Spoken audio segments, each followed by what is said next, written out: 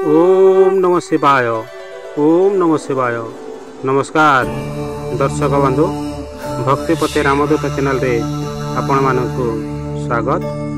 आज आपण मानकु एमिति एक शक्तिशाली सूत्र विषय रे कहबी, जहा त्रिसंध्या रे पाठ कले समस्त मनस्कामना पूर्ण होता है। यही स्तोत्र पाठ कले जे जहा चाहब ताहा पाइब। यही स्तोत्र हेउछि शिवंकर अष्टोत्तर शतनाम। भगवान शिवंकर 100 नाम विशिष्ट स्तोत्र पाठ कले धन जन गोपलक्ष्मी मिले, पुओ झील मानकर मंगल हुए। यह पाठ कले आपणकर बेपार भल चालू नथिले, भगवान शिवंकर कृपारू ताहा भल चले। यह द्वारा आपणकर घरर समस्त विपद आपद सकल खंडन हुए। यह पाठ कले समस्त शत्रु पीड़ा दूर हो जाए। यह पाठ कले पुओ झील मानकर मंगल हुए। यह पाठ कले पुओ झील माने विद्या बुद्धि रे प्रवीण होती।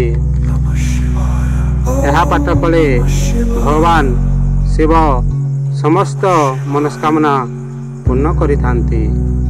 यही शिवंकर अष्टोत्तर शतनाम पाठ कले पुओ झील मानकर विवाह ठीक है नथिले विवाह ठीक हुए। घरो पलाई जाइतिबा व्यक्ति घर को फेरी आसे। जो व्यक्ति घर पलाई जाइए सही व्यक्ति मध्य घर को फेरी आसी थाए। गोरु गाई महिषी पलाई जाइथिले यह पाठ कले घर को फेरी आसंती। घरर सकल शांति मंगल हुए। यही श्रावण मासरे यही शिवंकर अष्टोत्तर शतनाम पाठ करंतु। आपण मानकर समस्त मनस्कामना भगवान शिव पूर्ण करिवे। सकाल किंबा संध्या समय रे आपणकर पूजा घरे शिव फोटो किंबा मन मध्य रे शिवंकर फोटो स्थापन करी धूप दीप नैवेद्य श्रद्धा भक्ति सहित पाठ करंतु। एवं आपणकर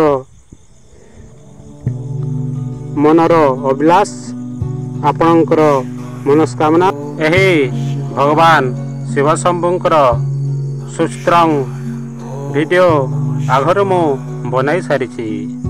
से वीडियो मु यही वीडियोर डिस्क्रिप्शन रे लिंक दे देछि।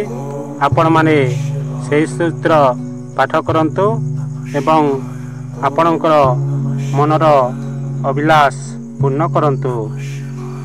जदि वीडियोटी भल लगे वीडियो को लाइक करंतु। चैनल को नुआ आसीथिले चैनल को सब्सक्राइब करंतु।